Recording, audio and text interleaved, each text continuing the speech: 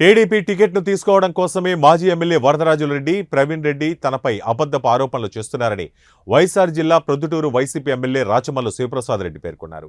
ప్రొద్దుటూరు అభివృద్ధి కోసం మాట్లాడని టీడీపీ నేతలు తాను విమర్శించడమే పనిగా పెట్టుకున్నారన్నారు. ప్రజా పోరాటాలు, ధర్నాలు ఏమైనా చేశారని ప్రశ్నించారు. ఓ వ్యక్తి వద్ద బిల్లులు లేవని పోలీసులు డబ్బులు పట్టుకుంటే మాజీ ఎమ్మెల్యే వరదరాజులరెడ్డి కన్నీరు పెట్టుకోవడం విడ్డూరంగా ఉందన్నారు. ఇదంతా చంద్రబాబు వద్ద మెప్పు పొందడం కోసమే చేస్తున్నారన్నారు. ప్రజలకు సేవ చేసే ఉద్దేశం టీడీపీ నాయకులకు లేదని ఎమ్మెల్యే వ్యాఖ్యానించారు. వరదరాజులరెడ్డి గారు, ప్రవీణ్ కుమార్ రెడ్డి గారు ఏ అబద్ధమైనా సరే కేవలం తెలుగుదేశం పార్టీ టికెట్ తీసుకోవాలా అనే ఒక్కదానికోసం, చంద్రబాబు నాయుడును ఆకర్షించాలా అనే ఒక్కదానికోసం, ప్రొద్దుటూరు నియోజకవర్గంలో వారి ఉనికి ఉంది అని చెప్పుకునే దానికోసం ఫైనల్గా రాచమల్లు శివప్రసాద్ రెడ్డి అనే ఈ వ్యక్తిని బలహీనపరచాలా అనే దానికోసం ఎంత అబద్ధమైనా సరే, అంటే ఇది ప్రజలు నమ్ముతారా, ఇది నమ్మరా, మర్చిపోయి మాట్లాడుతున్నారు. ఒకవేళ వరదరాజులరెడ్డి అంటే 85 సంవత్సరాల వయసులో ఉన్నాడు కాబట్టి, మానసిక స్థితి అనిశ్చితిలో ఉంటుంది కాబట్టి, ఆయన బ్యాలెన్స్ను కోల్పోతాడు కాబట్టి ఆయన ప్రవర్తించినాడు అనుకున్నాం. 40 ఏళ్ళ యువకుడు కూడా అంత అబద్ధాలు మాట్లాడితే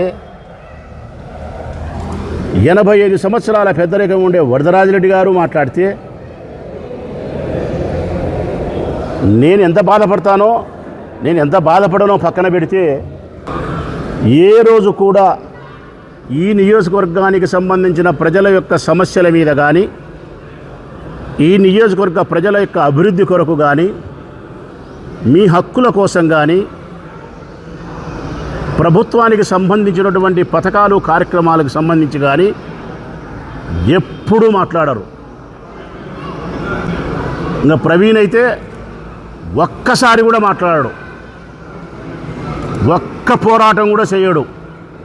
ఎక్కడికి పోయి ఒక్క ధర్నా కానీ, ఒక్క రాస్తారోకలు కానీ, ఒక ఉద్యమం కానీ, ఒక ప్రజా పోరాటం కానీ, ఒక దానం కానీ ఏది లేదు.